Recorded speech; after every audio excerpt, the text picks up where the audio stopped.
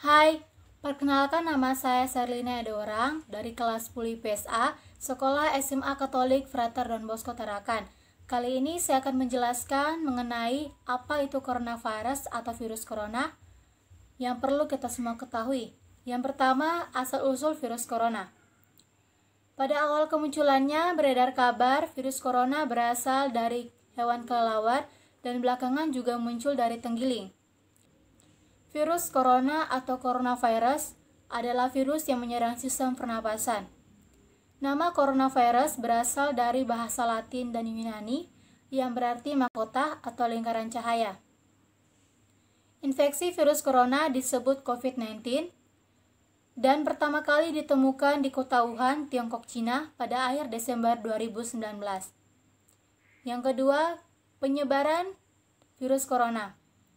Virus ini menular dengan sangat cepat dan telah menyebar hampir ke semua negara, termasuk Indonesia, hanya dalam beberapa bulan saja.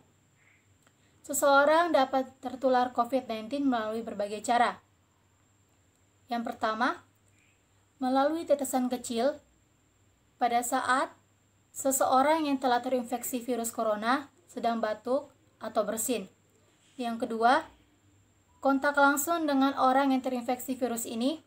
Dan yang ketiga, menyentuh benda yang telah terkontaminasi oleh virus corona. Yang ketiga, gejala. Awal gejala infeksi virus corona atau COVID-19 ini bisa menyerupai gejala flu, yaitu demam dengan suhu mencapai 38 derajat Celcius, pilek, batuk kering, sakit tenggorokan, sakit kepala, dan sesak nafas.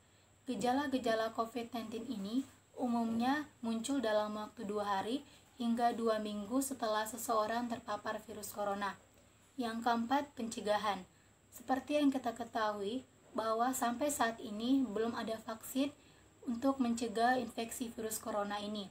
Oleh sebab itu, pencegahan yang terbaik adalah dengan menghindari faktor-faktor yang bisa menyebabkan kita terinfeksi virus ini, yaitu yang pertama, terapkan physical distancing, yaitu dengan menjaga jarak minimal 1 meter dari orang lain, dan jangan keluar rumah kecuali ada keperluan mendesak. Yang kedua, gunakan masker saat beraktivitas di luar rumah atau tempat umum dan gunakan masker bila Anda sedang sakit.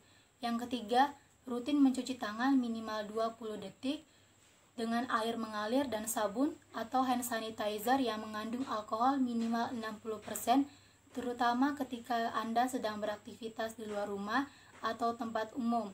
Yang keempat, jangan menyentuh hidung, mata, mulut sebelum mencuci tangan. Yang kelima, tingkatkan daya tahan tubuh dengan pola hidup sehat seperti makan makanan yang bergizi, rajin olahraga, dan istirahat yang cukup agar imun tubuh kita tetap terjaga.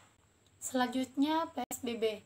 PSBB atau pembatasan sosial berskala besar adalah istilah kekarantinaan kesehatan di Indonesia yang didefinisikan sebagai pembatasan kegiatan penduduk tertentu di suatu wilayah yang diduga terinfeksi penyakit atau terkontaminasi.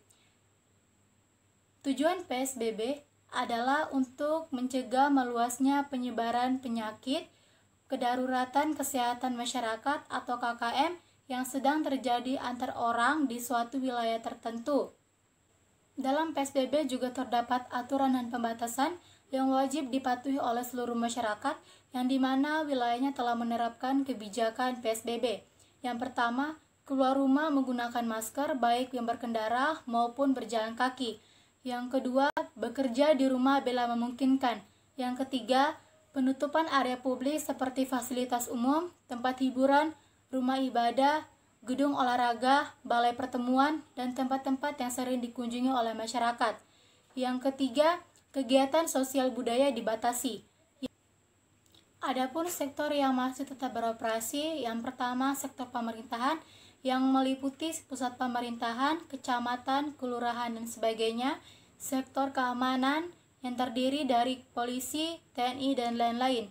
Yang kedua, sektor usaha yang meliputi kesehatan, kebutuhan pokok, kebutuhan energi, listrik, gas, dan POM, kegiatan logistik dan distribusi barang, perbankan atau keuangan, jasa komunikasi dan media, industri strategi. Adapun aturan berkendara yang wajib dipatuhi pengendara. Yang pertama, kendaraan roda 2 tidak boleh mengangkut penumpang dan wajib menggunakan masker.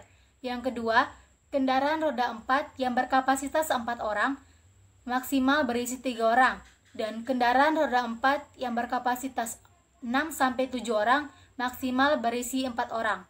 Itu saja penjelasan dari saya. Apabila ada kalimat atau kata-kata yang kurang berkenan, mohon dimaafkan. Sekian dan terima kasih. Sampai jumpa.